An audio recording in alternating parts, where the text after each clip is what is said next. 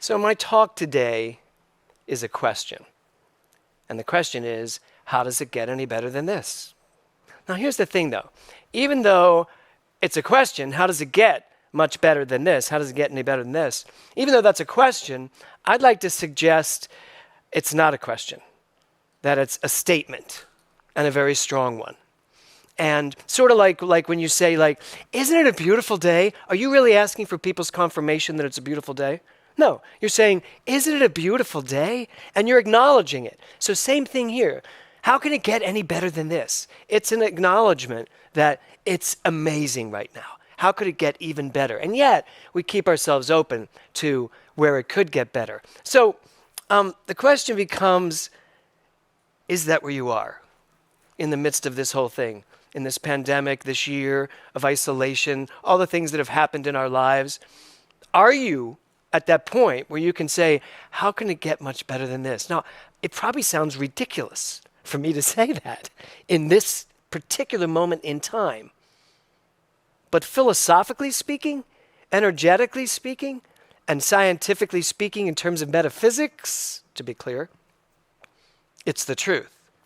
How can it get any better than this? And when we say that, we're actually leaving room for the universe to answer us. And in a good way. How can it get any better than this? Watch. And that's what the universe says. But it only says it based on the belief you have about the statement itself. Because really, if you're saying, how can it get any better than this, sarcastically, or hearing it and going, really? That's your statement, and that's where you are, and that's where we start this talk today. I love this line, don't limit yourself like that. And it's such a great hook too. Don't limit yourself like that. It just sounds great and it feels great. But we do limit ourselves. We limit ourselves every time we think anything that is not at that place of, how could it get any better than this? We limit ourselves. Because as soon as we're thinking it, we're creating it. And that's where I want to start this month. What you are thinking is creating something. We know that. We teach that. But I think we teach it, we know it, we understand it, but do we embody it? Do we believe it so wholeheartedly that we are smart enough to stop thinking the things that are creating the things we don't want? That's what I want this month to be about for me. Ernest Holmes said this. He said, there is a limitless power at man's disposal, his mind, which is the one mind. Now, I know that sounds simple, and a lot of you are like, we got that in Science of Mind 101. Yeah, we did. And yet, I've gone through 101, 102, 103, 104, 201, 202, 203, 204, 300, the practicum, ministerial 1, ministerial 2, and then 18 years of ministry. And I still read that sentence, and I'm getting goosebumps. I read that sentence, that my mind is the most powerful tool I have because it is the one mind. And I feel like I am just starting to understand what that means. This one mind. That there is one energetic field, this one quantum energy that I am. And that this individualized expression that I am is just the funnel. It's the tool used to unleash all of that. And all of that is nothing more than pure creativity. That's what it is. So when I hear that Ernest Holmes quote, there is a limitless power at man's disposal. Just listen to the word limitless. There is a limitless power at man's disposal. Don't limit yourself like that. Don't limit yourself into thinking you are a tiny part of this. That's where the I am God comes from. You are the entire limitless power of the universe. The one mind, yes, showing up as my mind, my individual mind. But just because it's my individual mind doesn't mean that I am not the entire one mind thinking through me, as Mindy's is through her, as Margaret's is through her, as Daniel's is through him.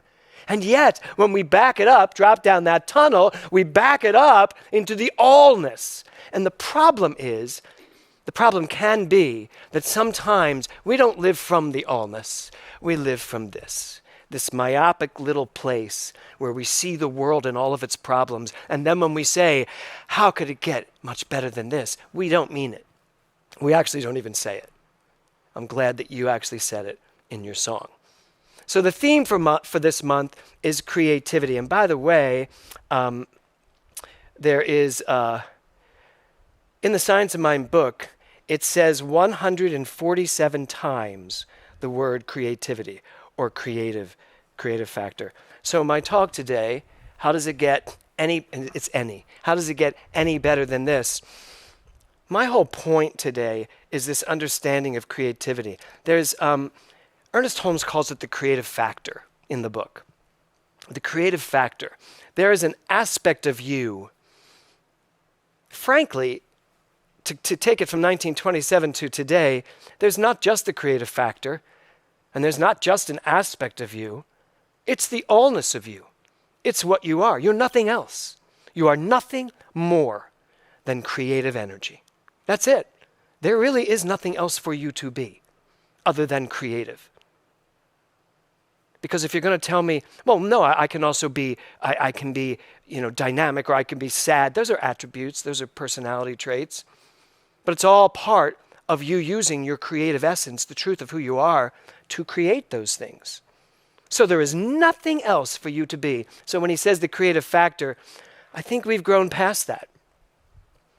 Our innate ability to think. I just gave a test to the practitioner class, and one of the questions was, what does Ernest Holmes say is the greatest discovery of mankind? And I had to laugh. One of the students said fire. And I'm not, whoever said that's probably listening, do not think I'm laughing at you. That was a great discovery, fire. But Ernest Holmes said that the greatest discovery of all times is when man realized that he or she could think. Thinking is the greatest discovery of all time. When man suddenly said, I think, therefore I am. And I am because I think. There is this creative essence that you are, the innate person that you are, the authentic self that you are, and that is your creative self. Creativity. I've only said that 1,000,000 times in my ministry. So why today is it hitting me so deeply? I think partly because of Daniel's song, and that he is jumping. He's, as Rick Tamlin talks about, he's taking a gulp. He's moving to another city, starting a career with a band, with a recording studio. And that's the ability we all have to take a breath and just jump. Why? Because we are nothing more than creativity. I think sometimes we talk ourselves into thinking we need to just settle down, get calm, don't do anything, just listen. All that's good. I meditate every day. But if it's not moving me forward, and if it's not causing me to take a leap and take a jump and be willing to go out on a limb no matter what, then I'm not using my creativity properly. I'm using it as self-preservation. And guess what? That's covered already. You're already self-preserved because you are God. So you can let that happen. Let that just be because it's already there. What if we just said to ourselves, everything's covered. My job's to create. Aha. What would that feel like? Everything's covered. My job is to create. I don't know. That sounds like a good recipe to me for a happy, joyful life. Ernest Holmes said, also, he said, all thought is creative. All thought is creative. But then he said, all thought is creative according to the nature, the impulse, the emotion, and the conviction behind the thought. And there's the rub, isn't it? How can it get any better than this? Okay, what's the nature? What's the impulse? What's the emotion? What's the conviction behind that sentence? What is the conviction behind your thoughts? If all thoughts are creative, all thoughts are not equal. You may think, oh, that's scary. And like kind of just like there's a 2% scare factor in there. But you say it, oh, that's scary. But it's not really scary. Or like Audrey was talking about, yeah, I was disappointed. How disappointed? Did you drop into disappointment? Did you pitch a tent there and then maybe build a condo to live there in Disappointmentville? Or did it just come and you go, I'm disappointed, and it's okay? Didn't have a lot of juice to it, so it just went by the wayside because the juice was, but I understand the truth. That's what this is all about. Yes, all thought is creative. Yes, your mind is thinking at all times. You are creating in every moment of your life. But are you creating purposefully? Are you creating with conviction? Daniel's going to Philadelphia. How much conviction is there in that young man to get everything he wants out of that situation? Because I think sometimes we go hoping, we go saying, well, let's see what happens. No, I don't want to see what happens. I want to see what happens and then go live it. That's how we use our minds. And that doesn't mean that there aren't times when I go, I'm willing to let this unfold, but it's not see what happens, because I have to trust and know at the center of it all, it's going to unfold perfectly. And then I can use my mind, because Ernest Holmes has another quote in here about our imagination. He says this. Later in the book, he says, the imagination is what's creative. Backed by conviction, it propels your life in the direction you set for it. Please tell Brad to listen to that quote. That's his word, propels. So if the imagination is creative, and if backed by conviction, it propels your life in the direction you set for it, then one of my questions to you for this month is, how much of your imagination are you going to let out this month? If creativity is the energy back of imagination, and if we're going to focus our month this month on the creative aspect of who we are, which is the only thing we are, then the question has to be, how much imagination are you willing to let out this month? How free are you willing to let your imagination roam? You know, Kevin and I are looking for a second home in Palm Springs, and our real estate agent sent us a picture. He said, "What, you want to go look at this place?" And it popped up, and I was like, wow. And I'm looking at it, but I hadn't looked at the price yet. And I'm looking at it, and I looked up top, and it was $7 million. And I was like, I hope he's kidding. I do have a little bit of responsibility when it comes to finances. Not that anybody would ever sell me a house for $7 million at this particular moment. Or would they? I don't know. It was a beautiful house. My first thought was, though, I can't clean that much of a house. It's way too big. And then I was like, no, I'd have a cleaner. I'd have housekeepers every day. And I'd have a yard person, which I have now for the house I have. But I noticed in my mind, I was like, oh yeah, $7 million home. For some people, that's too small. So my imagination was, and Kevin actually was really good with it. He went, as soon as I win the lottery, we're just going to buy it. And I was like, he actually thinks he's going to win the lottery someday. Don't you, Kevin? Yep. Yeah. Kevin actually believes he's going to win the lottery. Now, here's the deal. I know I'm not going to win the lottery because I don't play. I don't buy the tickets, and I don't buy them because I know I'm not going to win the lottery. So if I know I'm not going to win the lottery, and I don't really want to take the time before you all sign to mind me to death, I don't want to take the time to convince myself that it's a possibility in my life. I'd rather just go, I'm not going to win the lottery. I'm not wasting the money on it. But Kevin, he can win the lottery. And that, since he's my husband, means it's half mine. So I am good with that. I am totally good with that. And then he can buy that $7 million home that I can live in as joint property. So how much are you going to let your imagination expand this month? That's really what we're here to ask ourselves. That's what we're here to know. So how can it get any better than this? You have the infinite ability to make your life whatever you want it to be. Do you know that? Do I know that? So clearly that I don't ever use my mind to think myself out of what I want. I don't live in the yeah buts. How many of you still have yeah buts? Yeah, but. I know, we all do. I have them. And yet, everything we teach, everything we know, everything backed by conviction, life will propel you in the direction you set for it. I know that. Notice it doesn't say, backed by conviction, your imagination, your creative essence will propel you in the direction you set for it based on your income, where you are. But it doesn't say any of that. It just says backed by conviction. The problem is my conviction sometimes is built on my past and on the present worldview and on race consciousness that has brought me to this point in life. So yes, we are in the midst of changing paradigms. We are in the midst of jumping over hurdles. And this month is a great month to just take our imagination, and certainly for you, Daniel, as you move into a brand new city that you know very well, to just let your imagination roam. Don't set any limits. I can needs to be the mantra. I can.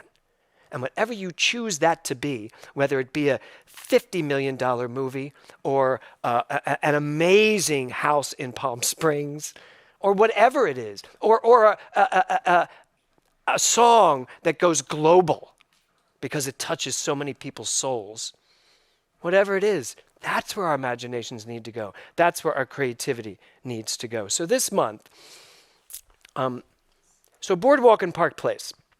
He gave you a great example. I hadn't even thought about that part of it, that it's right before go. But we just played Monopoly recently. And I have always believed that Boardwalk and Park Place, when you bought it, meant that you won. If you can get both Boardwalk and Park Place, you win. And I always thought that was my goal. But this last time we played, someone bought Park Place right away, and I was like, unbelievable. I have lost the game, and we've barely even started. But I changed my strategy. I decided, could you hit that slide for me? I decided to buy all the railroads. And I managed to get all of the railroads.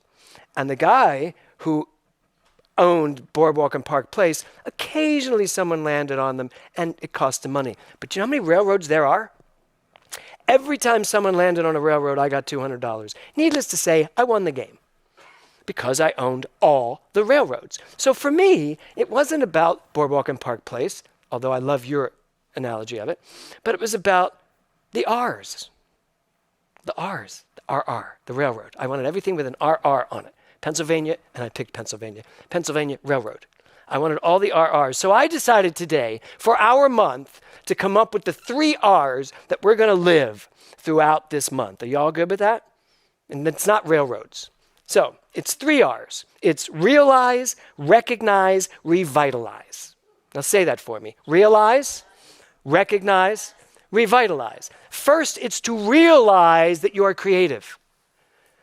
Spend as much time as it takes for you to realize how creative your thought is, that you are nothing but creativity, and then recognize what you are creating, which gives you the opportunity to revitalize anything that you are creating that doesn't really match up to what you want.